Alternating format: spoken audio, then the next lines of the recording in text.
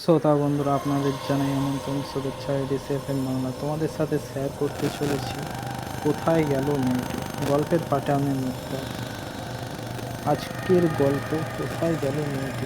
এটা কিন্তু সত্যিকারের ঘটনা নয়, কিন্তু গল্পটা শুনে আপনাদের খুবই ভালো লাগবে। চলুন গল্পটা শুরু করা যাক।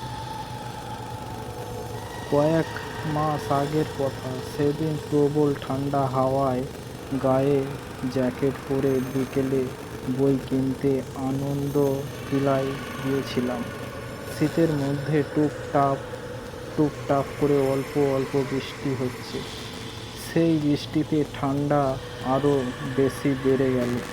কিছুটা হাড় কাঁপানো নিয়ে বই কেনা শেষ করলাম। আনন্দর কিলা এদিকে যে এম সেন হলে আমরা এক পুরনো বন্ধু থাকে। ভাবতেছি ওর সাথে দেখা করেই যাব।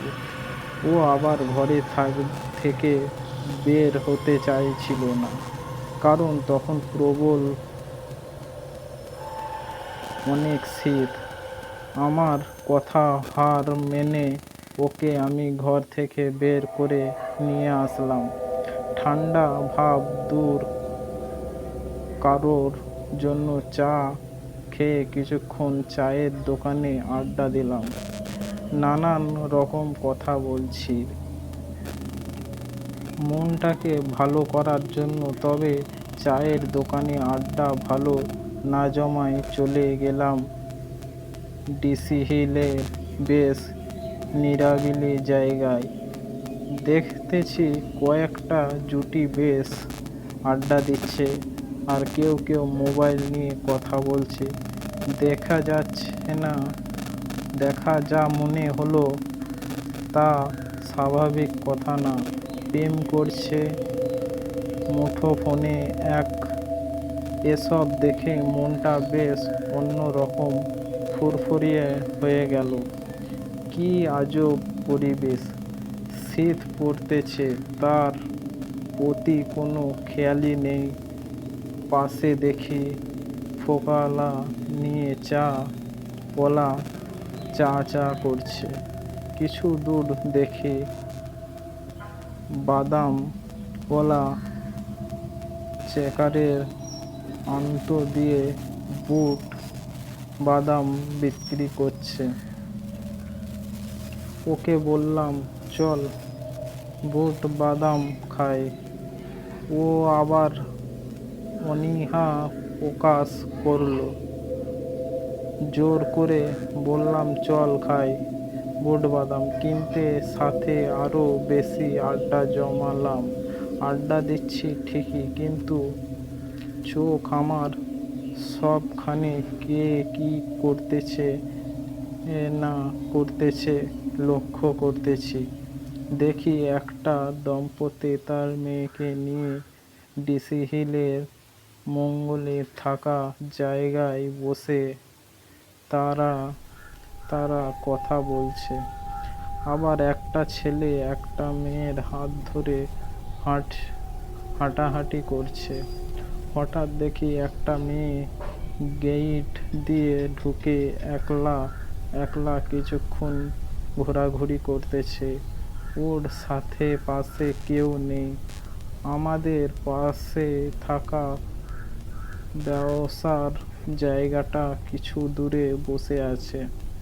মেয়েটার সাথে দেখি আসলে কেউই নেই, কিন্তু রাত তো হয়েইছে এলো। শীত পড়তেছে। এলাকা একলা একলা বসে থাকা মানেটা কি? গায়ে কোনো শীতের কাপড়ও নেই।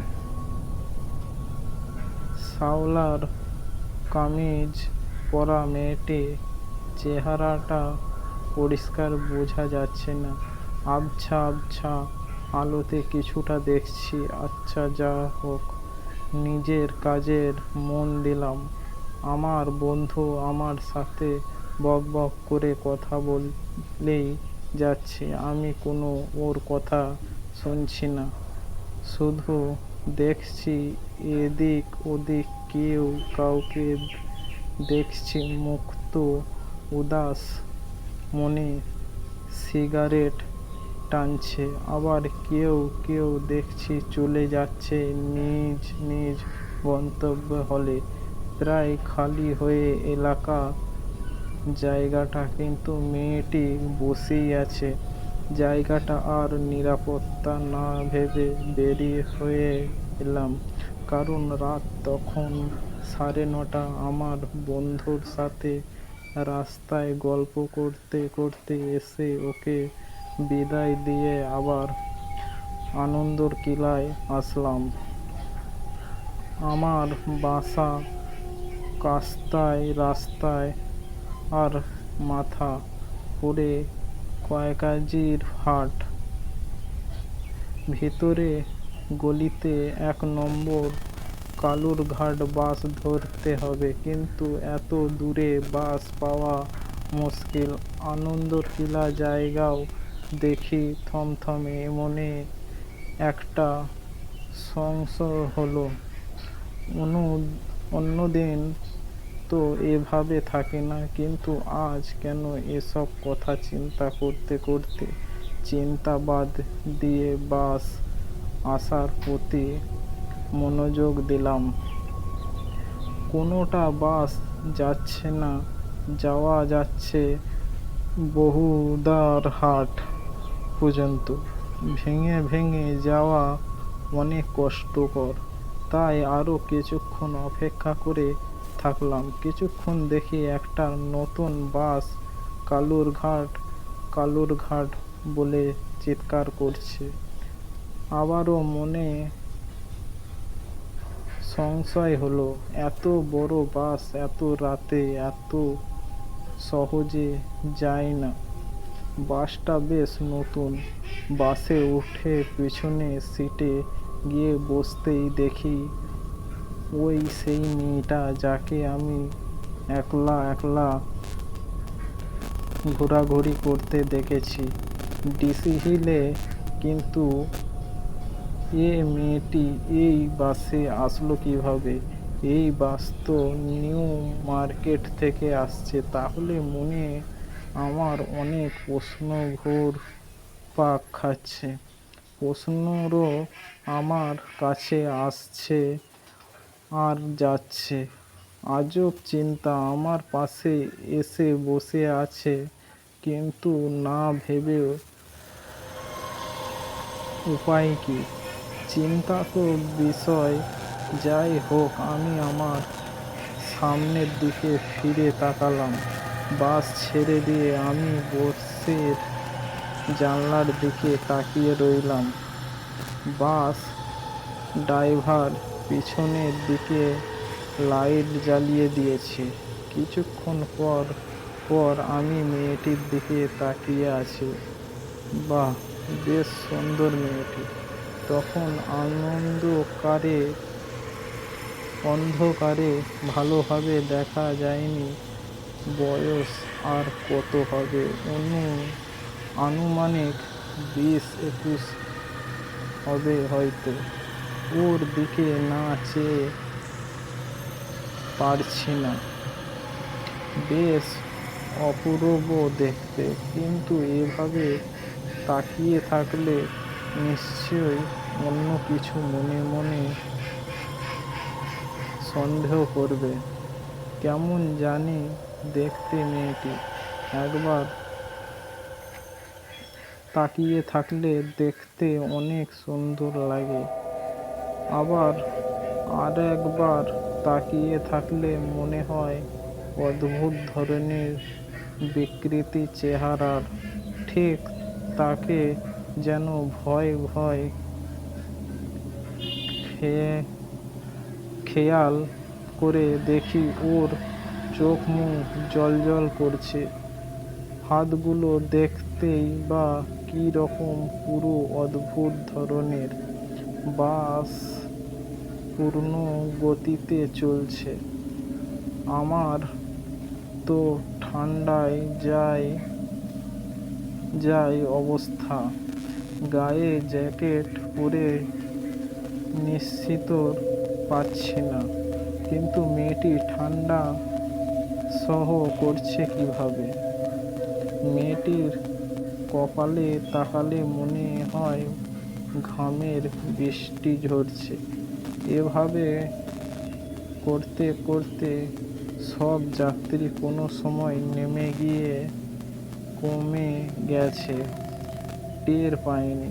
এত বড় বাসের মধ্যে আমরা চারজন, বাস ড্রাইভার আর কন্ডাক্টর, একদিকে আমি আর সেই মেয়েটি। বাইরে তাকিয়ে দেখি কাঁপাতেই রাস্তার মাথা চলে এসেছিল। বাস আর কালুরঘাট যাবে না, কারণ কালুরঘাট যাওয়ার মতো যাত্রী নেই। বাস থেকে নামতেই দেখি রাস্তার চারিদিকে সব শূন্য, কেউ কোথাও নেই।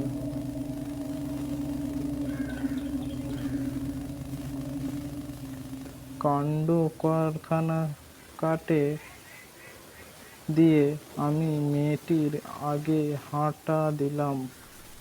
প্যান্টের পকেটে থেকে মোবাইল বের করতেই ঘড়ি দেখি রাত 11:58। এত রাত হয়ে গেছে নিজেও বিশ্বাস করতে পারছি না। সামনের দিকে ফিরে তাকাতেই দেখি মেয়েটি কোনো সময় আমার আগে একশম করে হাঁটা শুরু করে আমার আগে আছে। ভাবতেই পারছি না এত তাড়াতাড়ি এসে করলো কিভাবে। আমি তো মেয়েটির আগে ছিলাম। অবাক চোখে পিছন দিকে ফের তাকাতেই দেখি পিছনে সেই বাসটিও নেই। এত অল্প সময়ের মধ্যে চলে গেল কিভাবে?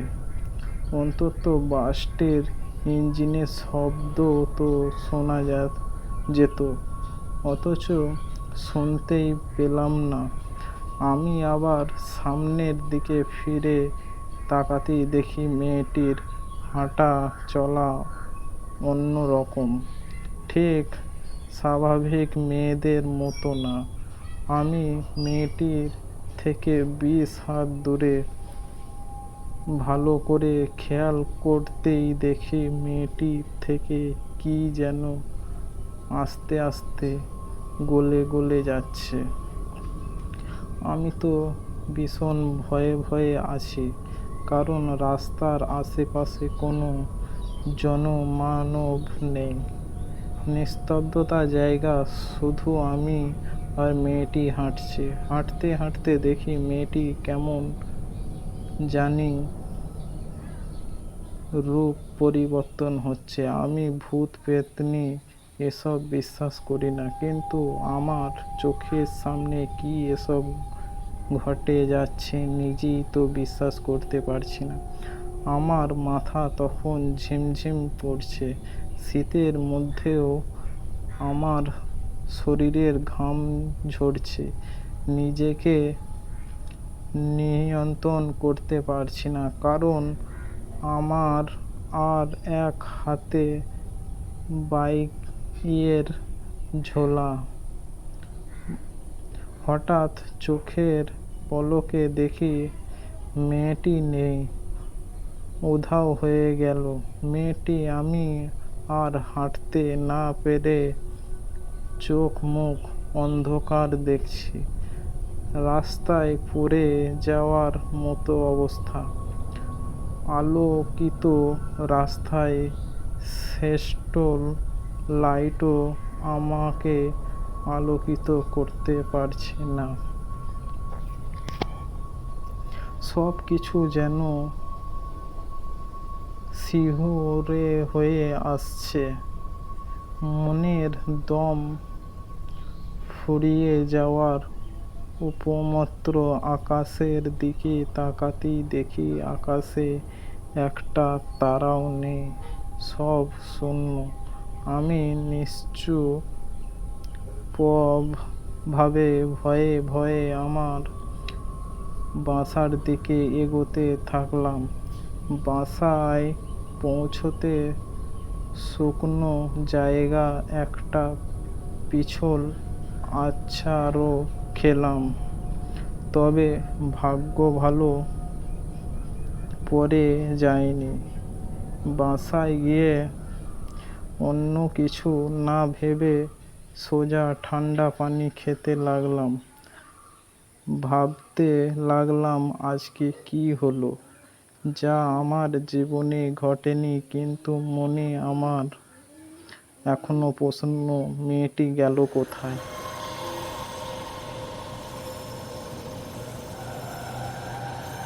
বাংলা সাহিত্য কিছু রোমাঞ্চকর গল্প নিয়ে আমাদের এই বিশেষ নিবেদন। গল্পটি যদি ভালো লেগে থাকে একটা লাইক অবশ্যই করবেন, আর কমেন্ট সেকশনে গিয়ে জানাবেন গল্পটি আপনাদের কেমন লেগেছে। আর হ্যাঁ, বন্ধুদের মধ্যে শেয়ার করতে অবশ্যই ভুলবেন না, আর চ্যানেলটিকে সাবস্ক্রাইব করে পাশে থাকবেন।